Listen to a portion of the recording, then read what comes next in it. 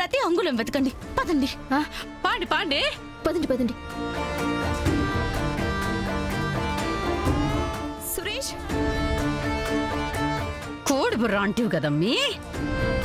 5 నిమిషాల్లో మన ప్లాన్ ని కనిపెట్టి సురేష్ ఈ ఇంట్లోనే ఉండాడన్న విషయం కూడా కనిపెట్టేసుండది.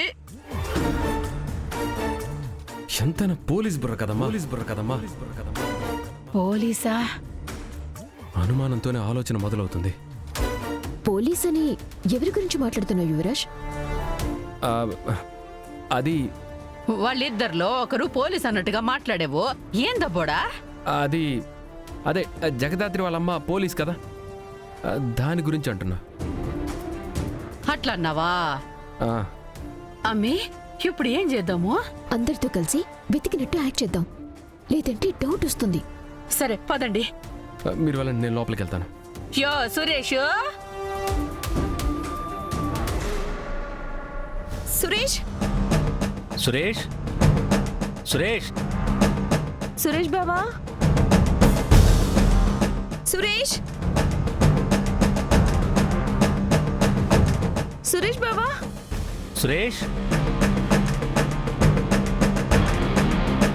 ఎవరికైనా అన్నయ్య కనిపించాడా? లేదు జగదాత్రి, నాకు కూడా కనిపించలేదు. ఇప్పుడు ఏం చేద్దాం దాత్రి? పోలీస్ కంప్లైంట్ ఇవ్వడం మంచిదనిపిస్తుంది జగదాత్రి.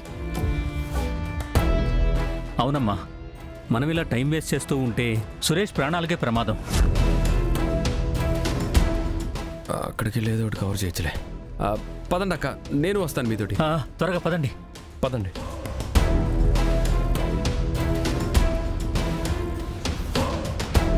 అన్నయ్యకి కాల్ చేసినప్పుడు స్విమ్మింగ్ పూల్ దగ్గరే రింగ్ అయినట్టు అనిపించింది. నిషి నా దగ్గరకు వచ్చి చెప్పినప్పుడు కాళ్ళకి తడుంది. జగదాత్రి, నీతో మాట్లాడాలి, ఒకసారి పక్కకు రా. ఏమైంది? చెప్తాను రా. కేదా, నువ్వు కూడా రా.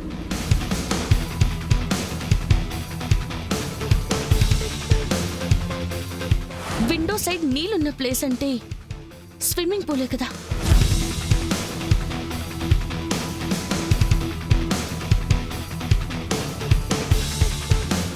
దాత్రి ఎక్కడికి వెళ్తున్నావు? అన్నయ్య ఎక్కడున్నారో నాకు తెలిసింది.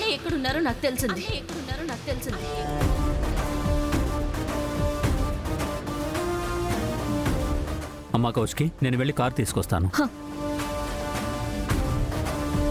వదినా, అన్నయ్య ఎక్కడున్నారో తెలిసింది, రండి.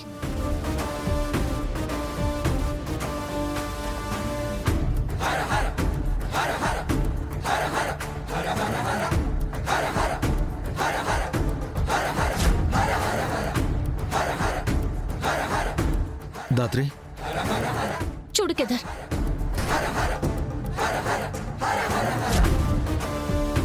అన్నయ్య, బావా, అన్నయ్య, బావా, స్పృహలో లేనట్టున్నారు దాత్రి. అన్నయ్యని ముందు బయటికి తీయాలి. కేదార్కి ఎవరైనా హెల్ప్ చేయండి. యువరాజ్, వెళ్ళు. అయ్యయ్యో సురేష్, అనయ్య, అన్నయ్య, బావా, బావా, బావా, బావా, కేదార్, పైకి తీసుకెళ్దాం పద. బావా,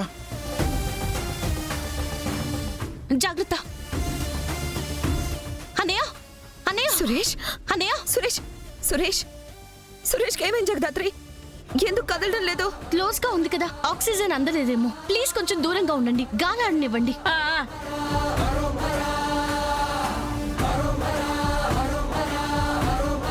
పల్స్ చాలా వీక్గా ఉంది దాత్రి, ఊపిరి కూడా పీల్చుకోవట్లేదు. సిపిఆర్ చేస్తాను. ఇంట్లో ఎంతమంది ఉండగా బయట వాళ్ళొచ్చి ఎవ్వరికంటా కనపడకుండా అన్నయ్యని కిడ్నాప్ చేసి తీసుకుని వెళ్ళుంటారని మేం అనుకోలేదు. బావ ఇంట్లోనే ఉన్నారని అనిపించింది, అందుకే వెనక్కి వచ్చేసాం. వెనక్కి వచ్చి మంచి పని చేశారు. సురేష్ ఇంకొంచెంసేపు బంకర్లో ఉన్నా ప్రాణాలతో ఉండేవాడు కాదు. అసలు సురేష్ని బంకర్లో దాచాల్సిన అవసరం ఎవరికి ఉంటుంది?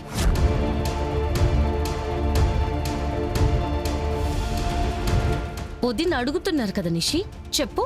ఏ అవసరం ఎవరికుందో నాకెలా తెలుస్తుంది?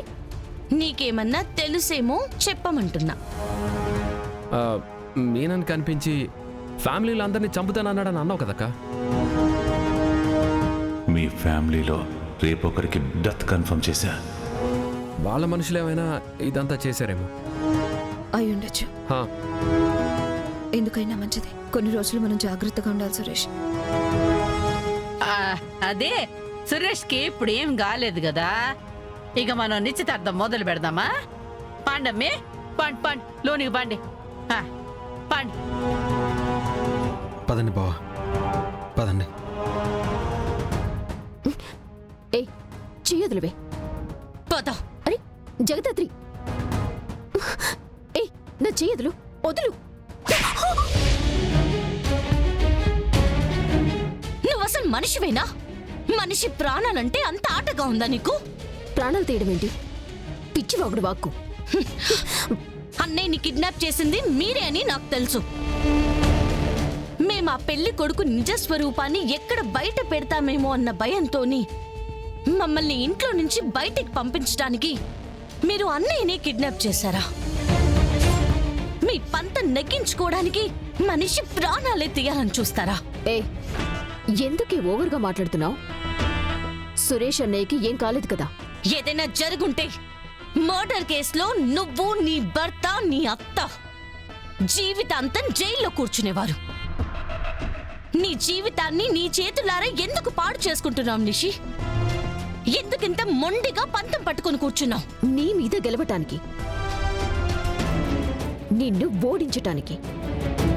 మన పుట్టింట్లో ఉన్నప్పుడు నా కాలు కింద చెప్పులా ఉండేదానివి. ఇప్పుడు నన్ను దబాయించే స్థాయికి వస్తే నేను చూస్తూ ఊరుకుంటానా?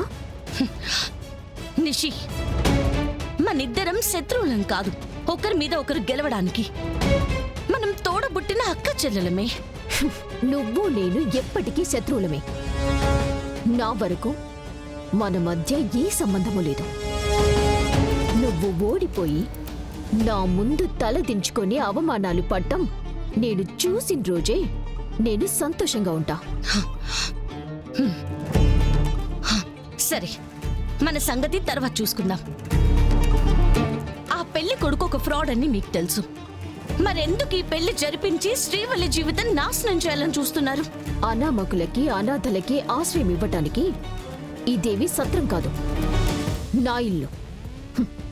ఈ ఇంట్లో నాకు నచ్చిన వాళ్ళు మాత్రమే ఉండాలి. శ్రీవల్లిని బయటికి పంపించమని చాలాసార్లు చెప్పాం, మీరు వినలేదు.